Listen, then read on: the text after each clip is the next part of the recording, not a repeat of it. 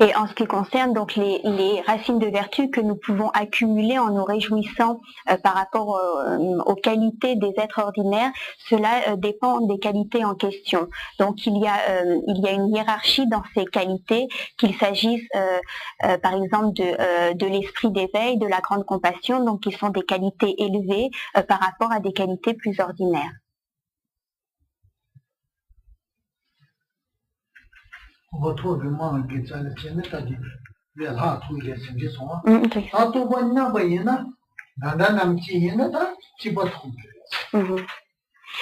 Si ces personnes ont davantage, si ces personnes ont autant de qualités que nous, nous n'accumulons pas de grandes racines de vertu. Si ces personnes ont davantage de qualités que nous accumulons de nombreuses racines de vertu. Donc cela porte plus de se réjouir de personnes qui ont des qualités supérieures à nous-mêmes.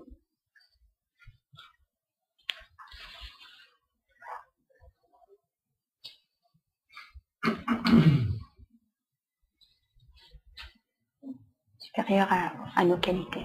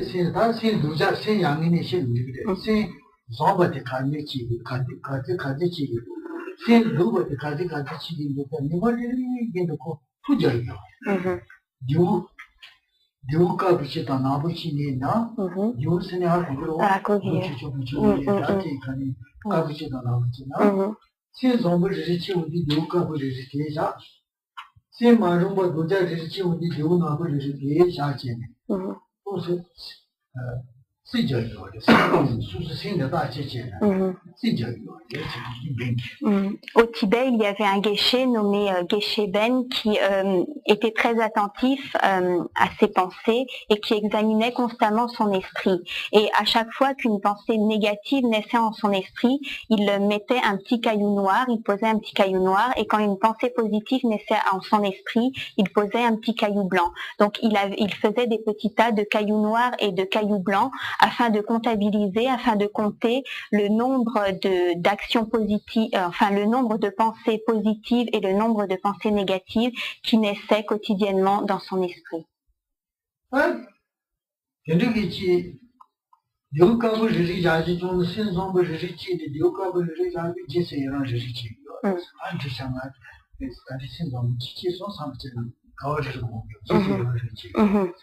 Et donc lorsqu'il posait un caillou noir, donc lorsqu'il avait généré une pensée négative, il en profitait pour pratiquer la contrition, et lorsqu'il posait un caillou blanc, donc qui signifiait qu'il avait généré une pensée positive, il en profitait pour générer la réjouissance.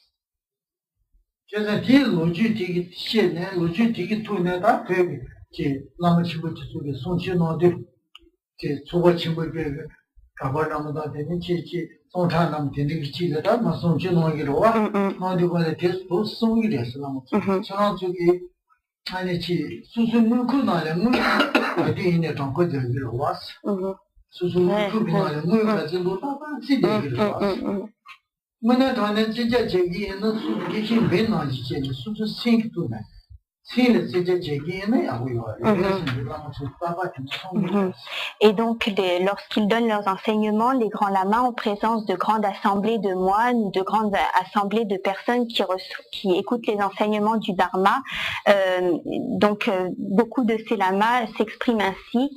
Ils disent, vous comptez ce que vous êtes tout le temps en train de vérifier ce que vous avez dans votre porte-monnaie, donc vous comptez les sous que vous avez dans votre porte-monnaie, mais vous feriez mieux, au lieu de compter l'argent que vous avez, vous feriez mieux de compter dans votre esprit, de comptabiliser les pensées négatives et positives que vous générez. Comme Geshe Ben.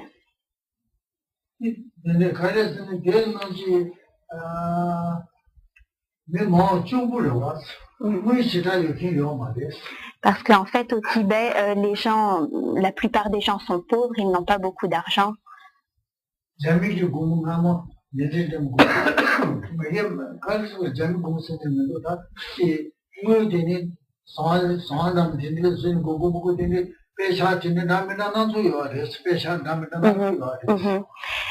il y a également beaucoup de pièces différentes, donc il y a différentes formes, différents aspects, beaucoup de variétés dans les pièces.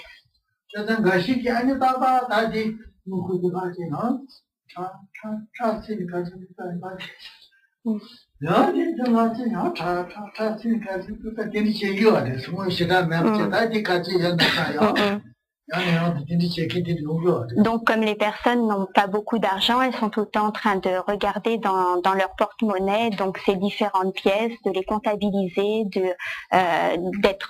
sont très attentifs à la quantité d'argent qu'ils ont, aux différentes formes des pièces, etc.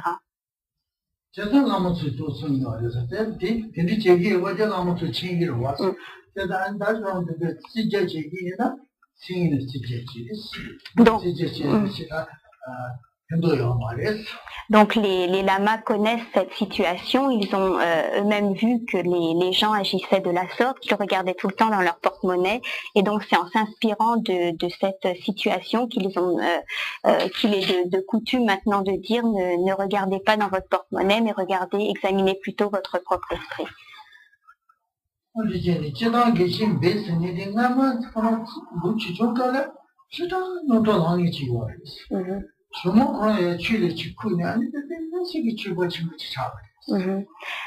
Ce Geshe Ben, lorsqu'il était petit, enfin lorsqu'il était jeune, était quelqu'un qui cherchait souvent les problèmes, qui était très, qui semait le trouble où qu'il soit.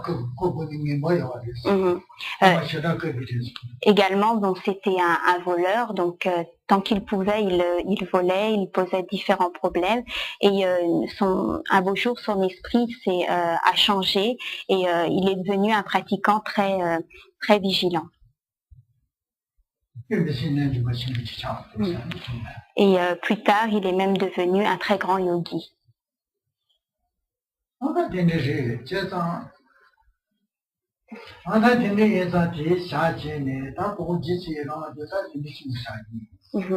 Donc on va terminer ce soir ici pour ce qui concerne la réjouissance. Si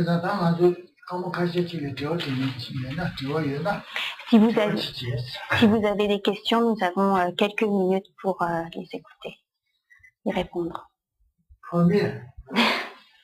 Je voudrais savoir pourquoi on a toujours tendance à générer plutôt de la jalousie. Quels sont les mécanismes qui font pour générer systématiquement de la jalousie de quelqu'un, alors que même si c'est un ami, on pourrait avoir tendance à imiter pour lui, d'être satisfait de ça, d'être très réjoui pour ses qualités. C'est vrai que je me suis souvent posé la question, j'ai pas trop de réponse. Gapo Nyepo Yine Matsutrato Pyongiyore. Troppo Yine Trato Pyongidusa Ane Kondes Yongiyore. Kaisanangune Chena Matsu Gawagom Gogiresa. Ine Trato Pyongiyore. Chena Trato Pyongiyore. Dilak Jumsen Yorete. Kondes Yongiyore. Donc il y a bien une raison pour.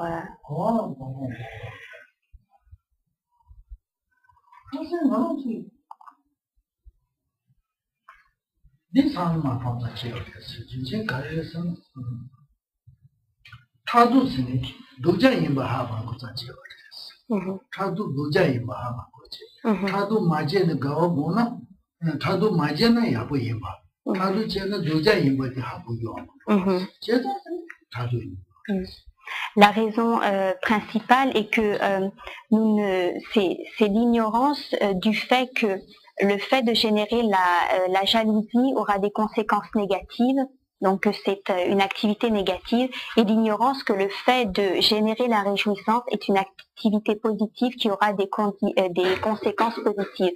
Donc c'est cette ignorance qui est la cause du fait de générer la jalousie même envers quelqu'un de proche, même envers un ami. Et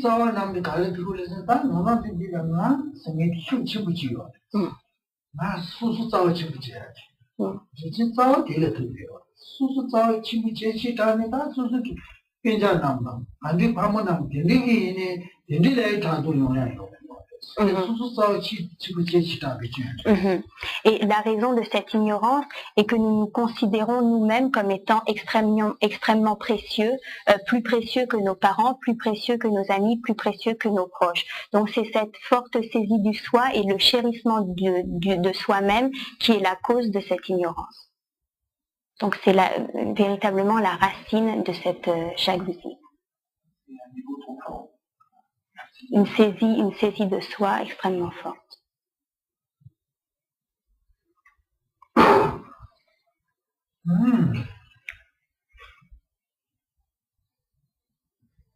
Oui. Est-ce qu'on peut considérer que la prière en 7 branches est en fait une pratique continuelle? Parce que normalement on la récite une fois par jour, comme ça, ponctuellement, mais en fait, est-ce qu'on peut considérer que toutes les 7 branches de la pratique en 7 branches doivent être continuellement disposées dans l'esprit? Yen la dune yamlendi kap kapla dungiyore yen la dune yamlendi kasa kap kapla samla dungiyore yinayang kasa ni matak pareshin yamlenchi ayorepe kasa le kachetu ane katu ine yen la dune yamlendi chi ayorepe.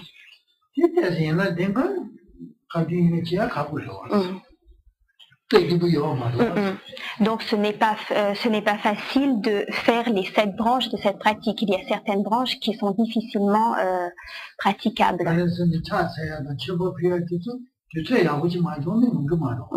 Par exemple, pour les prosternations et pour la pratique d'offrande, il faut réserver un temps spécial pour les effectuer. On ne peut pas les faire continuellement.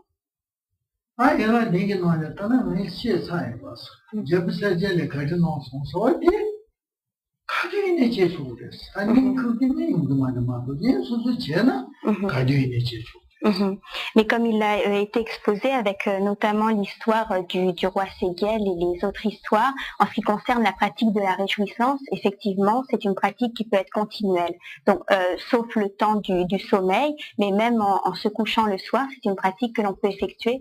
Donc, la pratique de la réjouissance est une pratique que l'on peut faire continuellement.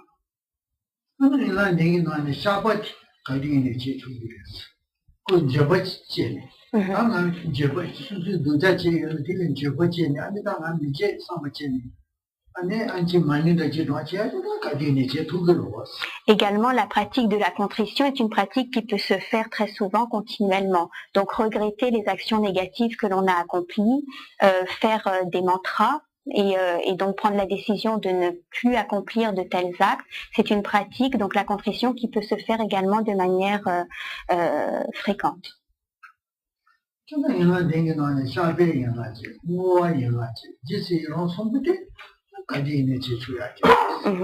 Donc cette pratique, ainsi que la pratique de la dédicace, la pratique de la réjouissance, sont des pratiques que l'on peut faire continuellement.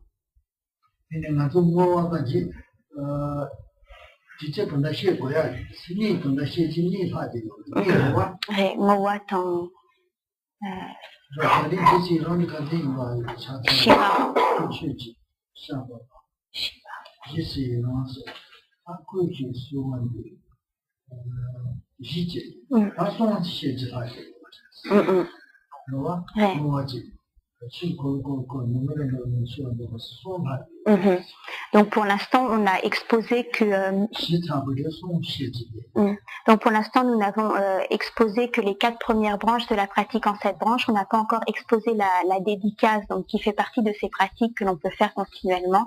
Donc il nous reste à exposer 3 branches, la dédicace, la prière afin que les maîtres demeurent en cette vie et l'exhortation à mettre en branle la roue de la loi.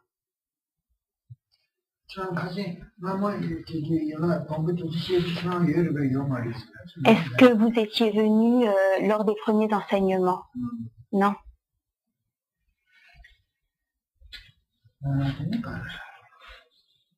Il y a 1, 2, 3. C'est qui a levé en premier?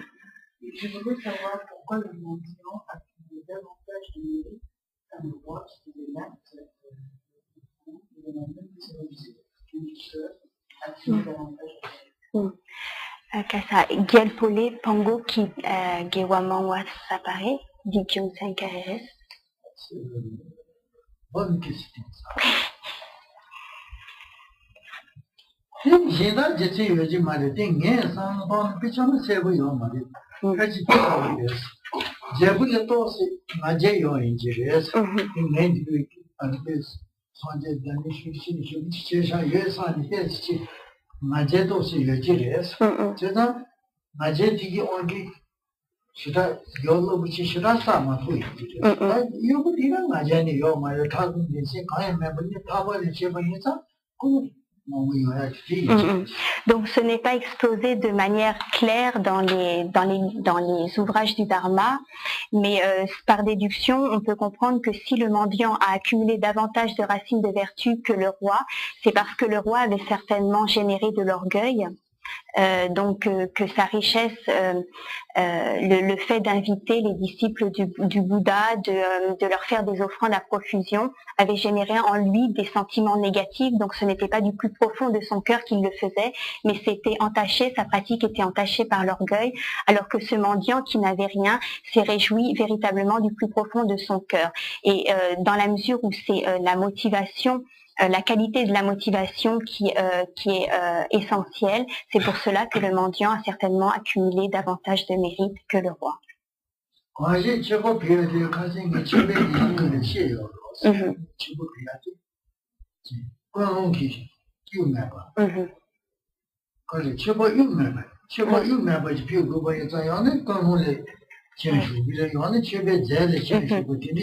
Didn't do that those changes, Majay, you were thinking, Ninja Majay, you go, my Kwaji, the Jabu. No many can go to the change shoe. One chevy zag to the change shoe, and each ingredients, Amado me, Miji, put a magic reason, Donc, lorsque Rinpoche avait donné les enseignements sur la branche des offrandes, il avait dit que non seulement les biens matériels qui étaient offerts devaient être purs et que la motivation également devait être pure. Donc, les deux devaient être purs, les objets offerts ainsi que la motivation. Donc, Rinpoche ne peut pas dire avec certitude que dans cette histoire, dans ce cas précis, c'est par un excès d'orgueil que sa motivation a été souillée. Mais quoi qu'il en soit, ou bien c'est sa motivation qui a été souillée par un facteur mental perturbateur, ou bien alors il s'agissait des offrandes qui n'étaient pas pures, qu'il avait obtenues de manière ou malhonnête, etc. Donc, ou il s'agissait des offrandes qui n'étaient pas pures, ou de sa motivation qui n'était pas pure, l'un ou l'autre, ou les deux. Deuxième, Monique. Je voulais poser une question à propos de la dernière se réjouir envers les professeurs de la vérité. Parce que Rinpoche dit qu'en fait, il fallait se réjouir des qualités des gens qui avaient plus de qualités que soi. Et je ne comprends pas pourquoi c'est en se réjouissant des qualités du portable qu'on obtient plus de mérite. Que Rinpoche est parti de Bouddha avec 5% en bon, et puis en finissant par les auditeurs à 35%. Parce qu'ils ont plus de qualité sur la masse. Les auditeurs, on a qu'une idée plus de mérite dans ce réjouissant, alors que je crois, il me semble que ça doit se former. 5% des qualités les plus basses. La deuxième question, c'était ces qualités qu'on accumule dans cette image, est-ce que ça concerne les vies futures? Est-ce que les résultats sont effectifs dans cette vie ou dans les vies? Ou les deux, dans cette vie-ci et dans les vies futures, chacun. Kasa Shenlat Jesu Yiranwalat Yulnga Yure Kasa Sangye Changshuk Sempa Ane Kiranki Sumparit Sangyelat Jesu Yirangna Sangye Ki Yunten Gacha Shi Shinga Togere Gewa Getsat Gacha Shinga Sosugula Yongere. Sanjeki Juja Jachanga Shinga Chedji Susuji the Getay. Sanjeki the Tsanga to Julia Sadleumada. Did Korankitriwa dire. Ane Pernas Rangela Jesu Yirangna Tele Mangwa Yongere. Gacha Mangwa Yongere. Tela Gyumsen Kareres. Sanjek Getsalu Chin. Sanjeki Getsalata, Ela, Dachi Wachin is so only Getsayo Maris. Sanjeki Getsada, Rajeki Getsani Chin Pet Pumet Ras Shutaris. Rajeki Jula Sanjeki Getsab Jachangachi Yomaris. Rajeki Jula Jachangachi Yomaris. En fait, la raison est que les qualités des Bouddhas sont extrêmement vastes et les qualités, par exemple, si on compare les qualités du Bouddha et les qualités d'un Bouddha par soi, donc d'un Bouddha solitaire, le Bouddha solitaire n'a même pas 50% des qualités du Bouddha. Donc c'est pour cette raison. C'est proportionnel en fait. Par exemple, 5e étage. Sanjay Singh de 5e étage. Ranger de 4e étage. L'étude de 3e étage. Singh de 2e étage. Deuxième étage. Ah, quand ça il y a des sous-sous il y a des Singh étage de premier étage. Ah, sous-sous il y a des choses. Mais premier étage non nada y aussi. Nada y aussi. C'est dans la Sanjay de sous-sous là, c'est là qu'il y a tombe sur les lèvres, il y a ça. Il est qui ça j'ai dit. Il y a ça qui ça m'a tout manié. Tomé que ça. Tomé que ça. Dit tomé dit mais pizza y a des étages pizza de ma tout be tomé chez vous. Pour tomé. Pour se dire qu'on là घर से जी में पौने दो बेग वो पाँव तेरे साथ में जैसे लोग सुबह शाम में जी लोग बोलते सो या जाची चुना या नहीं तो नहीं Donc en fait, pour donner une image ou un exemple, on pourrait dire que le Bouddha serait au 5e étage, que les bodhisattvas seraient au 4e étage, que les Bouddhas par soi seraient au 3e étage, que les auditeurs seraient au 4e, au 2e, pardon, et que les êtres ordinaires seraient au 1er étage. Donc nous sommes au 1er étage. Et donc en fait, c'est une question de proportion. Donc dans une question de proportion par rapport aux individus envers lesquels nous nous réjouissons. Donc cela dépend des réalisations. Donc ces êtres supérieurs ont réalisé la vacuité, ont réalisé l'esprit d'éveil, ont réalisé la grande compassion. Donc leurs qualités sont extrêmement vastes.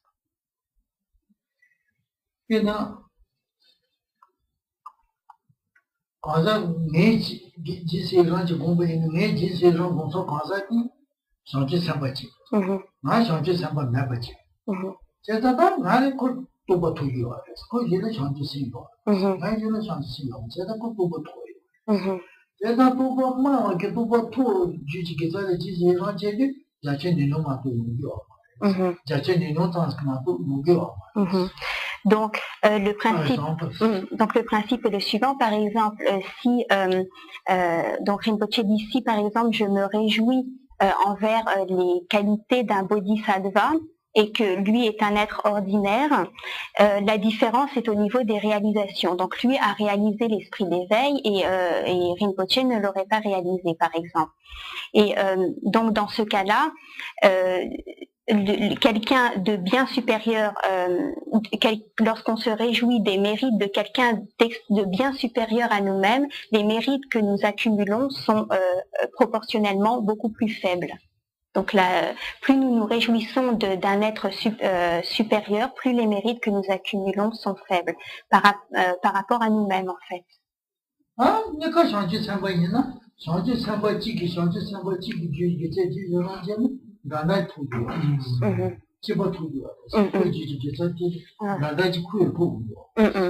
Donc, si un bodhisattva se réjouit des qualités d'un bodhisattva, d'un autre bodhisattva, parce qu'ils ont une équivalence dans la réalisation, il pourra accumuler davantage qu'un être ordinaire, il pourra accumuler davantage de racines de vertu, parce que leur niveau de réalisation est équivalent. Là, Chanshu Senpa Chiki.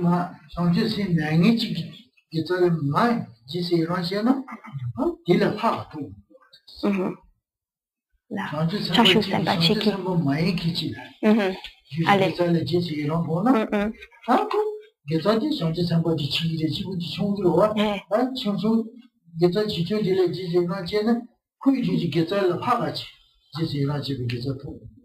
Et si à l'inverse c'est un bodhisattva qui va se réjouir des qualités d'un être ordinaire, il pourra obtenir des racines de vertu bien supérieures aux qualités de cet être ordinaire. Donc il accumulera des mérites bien supérieurs aux qualités réelles de cet individu ordinaire. Voilà, maintenant clair, je crois. Maintenant, Jean manque. Ah oui, oui, j'ai oublié de demander. C'était quoi? Tu peux me le rappeler?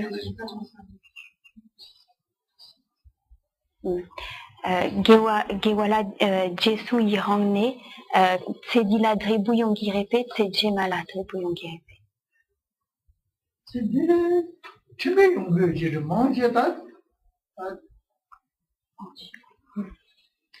Dieu le moi je vois. Disait dans le sabbat, le chiche y en a dingue dans les y en a tout. Geta le chane, ane d'abord de moi je dans le rade. Moi c'est dire moi chana, c'est dire moi c'est chemin le problème, c'est chemin le moi dis moi je a Donc cela dépend en fait de la dédicace. Donc dans la pratique en 7 branches, il y a 6 branches qui concernent l'accumulation de vertus et il y a une branche qui concerne la dédicace de ces vertus. Donc si les vertus que tu as accumulées, tu les dédicaces au bonheur de cette vie et que tu te réjouis de ces vertus accumulées et que tu les dédicaces, les mérites accumulés au bonheur de cette vie, les résultats arriveront dans cette vie. Mais si tu dédies ta pratique de la réjouissance aux vies futures, à ce moment-là, les résultats positifs adviendront dans les vies futures.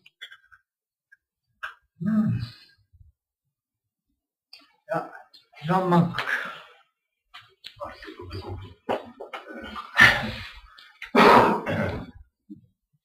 Bon, peut-être pas très bien compris, mais on dit les pensées négatives, il ne faut pas en avoir, les pensées positives, c'est bien.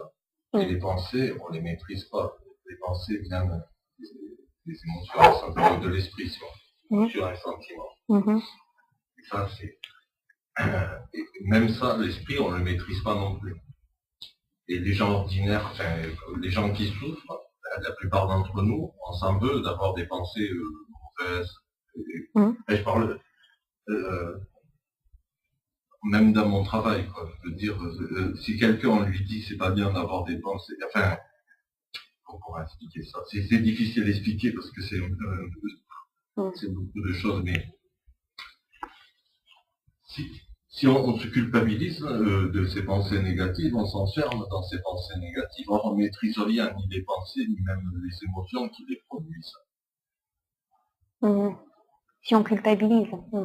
Mais de toute façon, parce que tout le monde se dit, je ne sais pas si en général c'est dans les familles, etc., par rapport à ses proches, tout le monde s'en veut de ses pensées de haine, de jalousie, etc. Et si quelqu'un souffre beaucoup, mettons psychiquement, et qu'il est devant quelqu'un pour le soigner, la première chose à faire, c'est de lui permettre d'exprimer, de le déculpabiliser, de lui dire, mais on ne dit pas comme ça, mais c'est de lui dire, vous pouvez, vous savez pas, parce qu'on ne sait pas ce qu'on éprouve vraiment. Et c'est ça que j'ai du mal à. Alors ta question. Oui, ta question, mais, tu peux la formuler. Eh ben oui, mais et justement parce que ben, c'est ce qu'il a expliqué comme ça. Donc, si on ne peut pas maîtriser tout ça, donc les pensées étant produites par des émotions, les émotions on ne les connaît pas la plupart du temps et on ne connaît pas leur origine, c'est ce qui nous bloque. Alors, est-ce que c'est juste la pratique de la réjouissance qui permet de changer son cœur? Et concrètement, si on veut aider des gens à surmonter leurs problèmes, comment présenter les choses? Non, je vais traduire ce que j'ai fait comprendre. Je vais embrouiller, mais c'est un mélange entre un peu. Tu veux savoir comment mon expérience. La pratique de la réjouissance peut aider concrètement les autres? Oui, c'est ça, parce que autrement tout le reste, si on pensée positive, négative, on ne maîtrise pas ça. On ne peut pas se dire, je vais penser, puisque c'est des émotions qui les génèrent. Oui. Et que les émotions, on les maîtrise pas. Alors, comment on fait pour... est-ce que c'est la réjouissance qui fait qu'on peut apurer ces émotions? Et est-ce qu'il y a, pour aider les gens qui souffrent, si c'est dans son travail ou comme ça, qu'est-ce qu'on peut faire? On leur dit qu'il ne faut pas penser négativement et tout le monde sourit.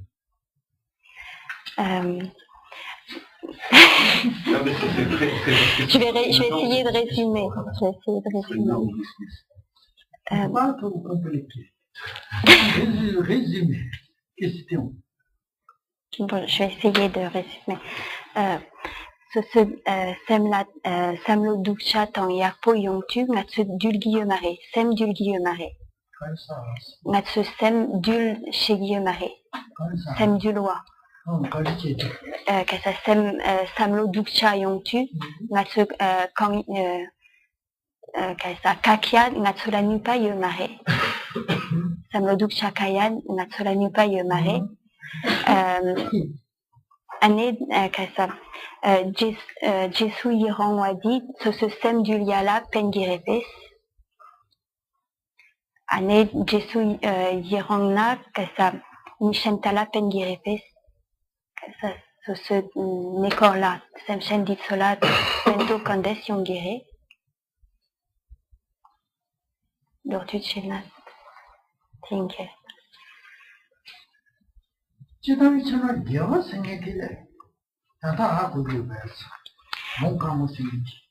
Est-ce que tu connais le sens de ce qu'on appelle le bon karma ou la vertu, les pratiques vertueuses ou le bon karma?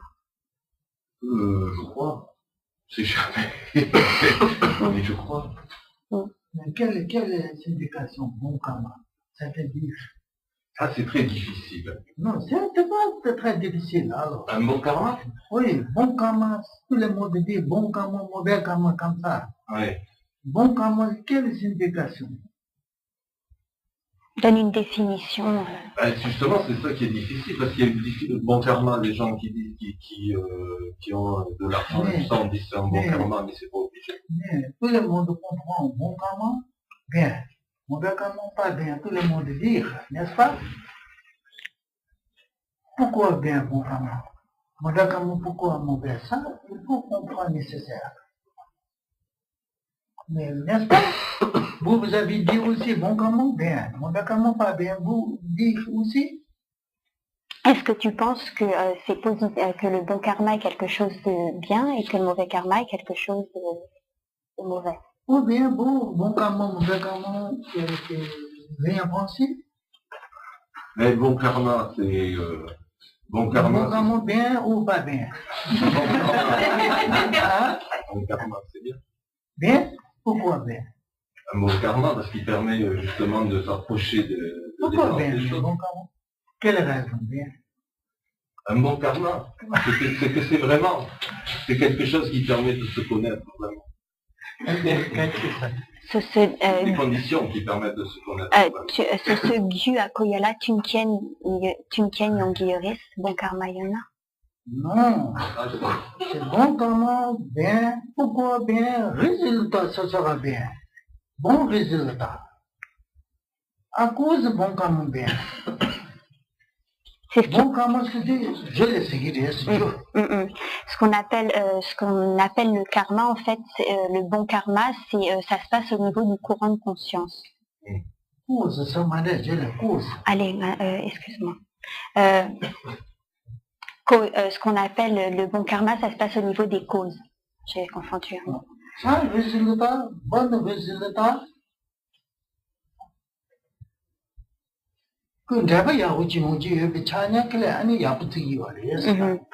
Donc, à partir du moment où il y a un bon résultat, on considère cela comme étant causé par un bon karma. Donc, le bon karma est la cause qui permet d'obtenir un bon résultat, un résultat de bonheur. Mauvais karma, c'est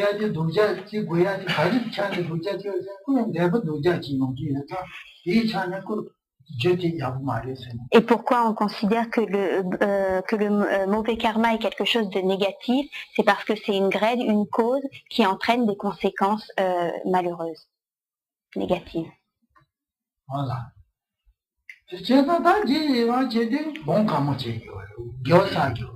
Donc lorsqu'on génère la réjouissance, on accumule on accumule des racines de vertu. Donc c'est ce qu'a expliqué ce soir Rinpoche.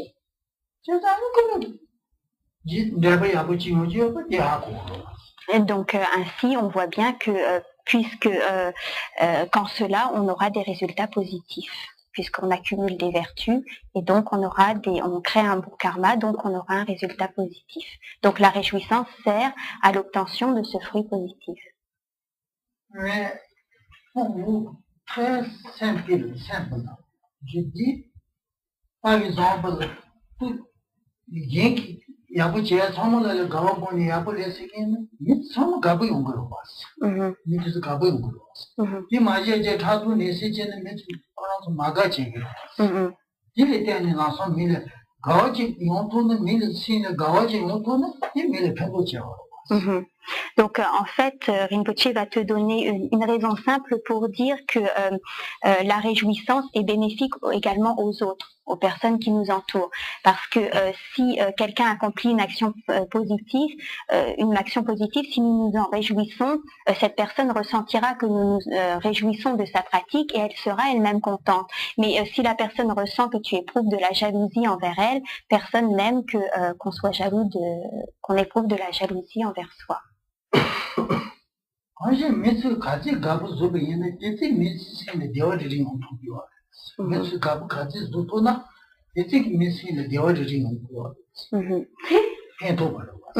Et donc, plus nous sommes contents de l'attitude d'autrui, donc plus nous les aimons, plus nous chérissons autrui, plus ces personnes s'en trouvent heureuses. Donc c'est un résultat immédiat.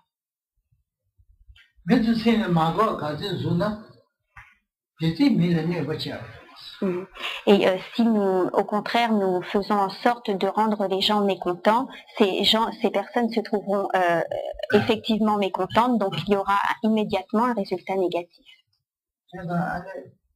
C'est très très difficile de comprendre cette éducation Dhamma comme ça.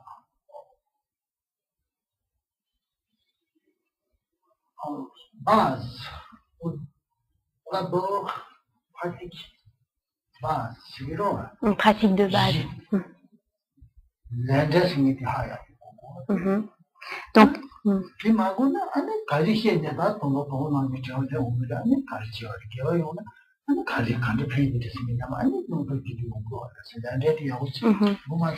Donc les pratiques de base du dharma sont déjà la compréhension de la loi de la causalité. Et si on comprend bien cette loi de la causalité, donc il devient inutile de poser des questions en quoi la pratique de la réjouissance peut être bénéfique pour autrui dans son entourage. J'ai dit aussi au début la difficulté de maîtriser.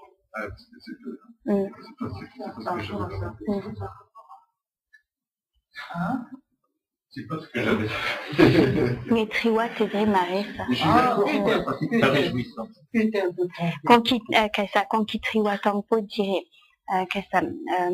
sur ce step du lia Kalekapore. Samlo Ngenpa Yongtu Natsugdul Tugiyo Maris Anet Samlo Sangpo Yongtu Yang Dul Tugiyo Maris chez son Candes Chegores Konki Triwa Tangpo dirait. Parce que j'avais divisé en deux parties ta question. Réponse première. C'est une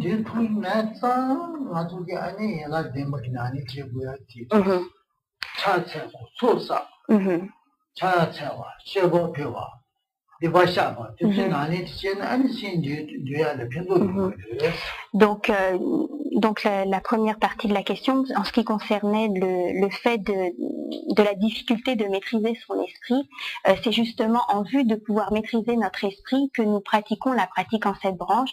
Lorsque l'on se prosterne, lorsque l'on fait des offrandes, cela nous permet d'accumuler des racines de vertu, d'accumuler des mérites qui nous permettent justement de maîtriser notre esprit.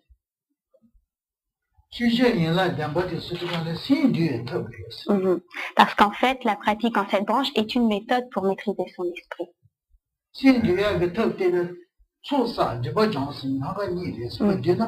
Donc, afin de maîtriser son esprit, il y a 2 moyens que nous devons mettre en œuvre. D'une part, accumuler des mérites et d'autre part, purifier les erreurs, purifier les karmas négatifs.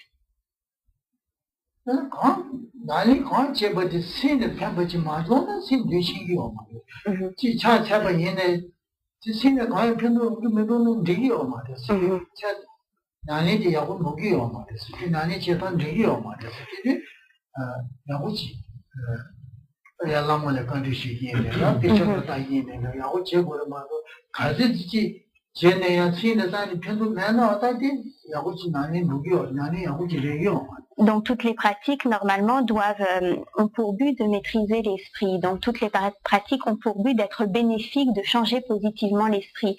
Donc si on entreprend par exemple des pratiques de prosternation et que l'on constate au bout d'un certain temps qu'il n'y a aucun progrès au niveau de notre esprit, que notre esprit n'a pas changé de manière positive, c'est que nous ne pratiquons pas correctement. Donc il faut demander à son lama si notre manière de pratiquer est correcte ou non. Il faut l'interroger parce que toutes les pratiques normalement visent à cette maîtrise de l'esprit.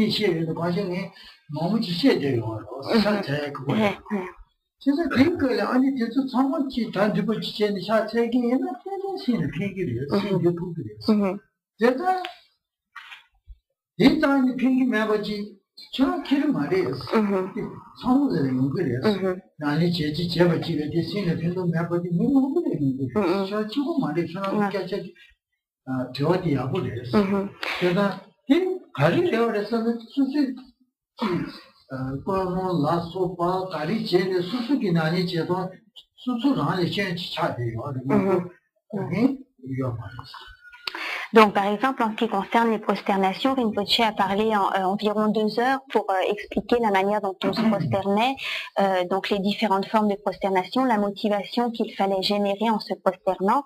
Et donc, c'est cette pratique de la prosternation a pour but de maîtriser l'esprit, a pour but d'améliorer notre propre esprit.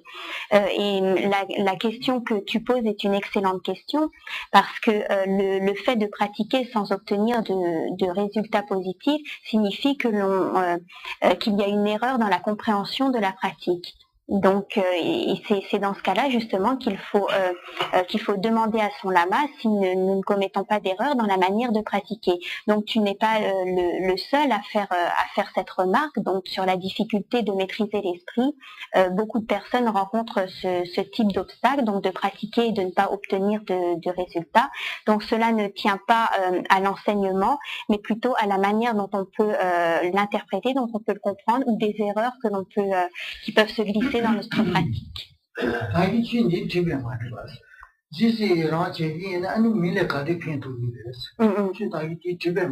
Est-ce que tu as demandé tout à l'heure en quoi la pratique, ou c'est peut-être moi qui ai mal compris, est-ce que tu as demandé si la pratique de la réjouissance pouvait être bénéfique, comment elle pouvait être bénéfique autour de soi? Est-ce que tu... C'est pas exactement ça. Non. Pas exactement. Non, moi je suis d'accord, je pense que c'est bénéfique. Mais tu ne m'avais pas demandé la manière dont ça pouvait être bénéfique. J'ai compris ça. C'était plutôt comment on peut aider aussi à faire bon. C'est bien la dernière réponse là sur les. Oui, ça a répondu à ta question. C'était comment on peut aider les gens qui souffrent. Bon, moi, mettons, je m'occupe de gens. Oui, et ça avait rapport, ta question, avec la réjouissance, parce que moi j'ai pensé que ça avait un rapport. Ça n'avait pas un rapport du tout. D'accord. Plutôt avec ce que tu avais dit sur les pensées positives, négatives, sur l'esprit, et effectivement comment maîtriser l'esprit, et comment pouvoir, avec des gens qui ont des gros problèmes, leur apporter quelque chose en dehors de... Oui. Donc ta question c'est comment aider les autres des personnes qui souffrent. Oui, les gens qui souffrent. Puisque nous-mêmes on ne maîtrise pas notre propre esprit. C'est ça. Deuxième question, quelle est? Première question, déjà. Donc, si tu peux me résumer la deuxième partie de ta question. Je ne sais pas vous parler, c'est seulement résumé. Oui, parce qu'après, moi, je m'embrouille. Comment faire avec les gens qui ont des gros problèmes? D'accord. Parce que puisqu'on ne peut pas maîtriser l'esprit. Voilà, donc c'est ça, parce qu'on ne peut pas. Qui souffrent, qui ne maîtrisent pas leur esprit, comment adapter le bouddhisme à une pratique soignante? Ce sème du Guillaume-Arrêt, du chez Guillaume-Arrêt, Chetang Mishantala Kandes Pentok Chetubgire, Natsu, Pernat Dunga Shuchenpo Yoken Mitedrit Chik Tuksona, Natsu Kola Kandes Hopa Chetubgire. Ce sème du Matukna, Mishantala Kandes Hopa Chetubgire. C'est une bonne question. C'est un peu changé, c'est un peu le tout.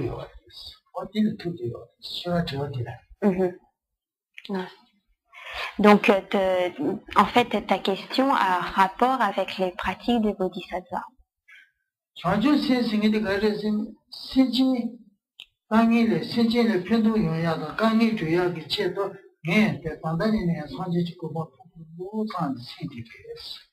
Parce que en fait, l'esprit d'éveil est le fait de constater que les autres expérimentent